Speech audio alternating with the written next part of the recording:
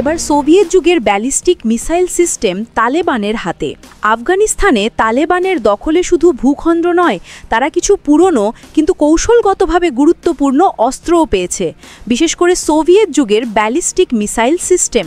2021 সালে পানশির ভ্যালি এবং আশেপাশের অঞ্চলে তালেবান যোদ্ধারা একাধিক গুদামঘর থেকে এই মিসাইলগুলো উদ্ধার করেছিল। ভিডিওতে দেখা গেছে 9K72 এলব্রুস, স্কার্ট বি এবং 9K52 লুনা এম ফ্রগ 7 মডেলের পুরনো মিসাইল এবং লঞ্চার, যা দীর্ঘকাল পর আবার আলোচনার কেন্দ্রে এসেছে। এই ঘটনা শুধু সামরিক দৃষ্টিকোণ থেকেই নয়, আঞ্চলিক নিরাপত্তা ও কৌশলগত প্রভাবের দিক থেকেও গুরুত্বপূর্ণ।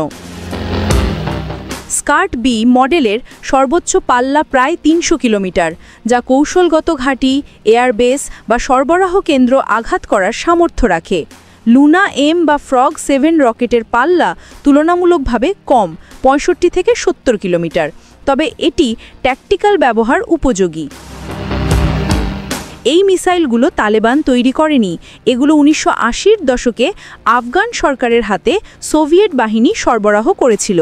গৃহযুদ্ধ ও ক্ষমতার পরিবর্তনের মধ্যে এগুলো পাহাড়ি অঞ্চল বা পরিত্যক্ত গুদামে ছড়িয়ে পড়ে। তালেবান শুধু মিসাইলগুলো প্রদর্শন করেছে।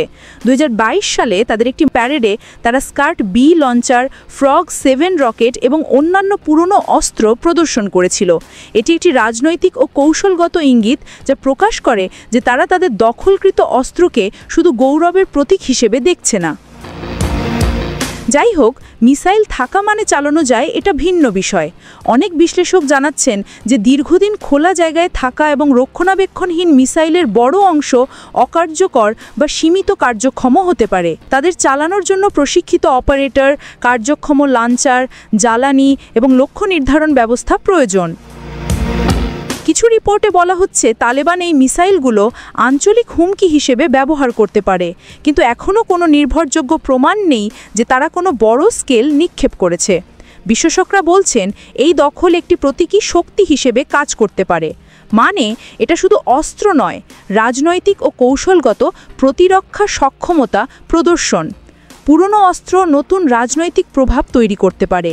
স্কার্ট বি ও লুনা এমের মতো সিস্টেম যে কোনো অসশস্ত্র গোষ্ঠীর হাতে থাকলে আঞ্চলিক নিরাপত্তা হিসেব থেকে তা ঝুঁকিপূর্ণ হতে পারে। তবে এগুলো আধুনিক দীর্ঘপাল্লার মিসাইল নয়, তাই আন্তর্জাতিক নিরাপত্তা বা বৃহৎ আক্রমণের প্রেক্ষিতে এখনই তাৎক্ষণিক হুমকি হিসেবে দেখা যাচ্ছে না।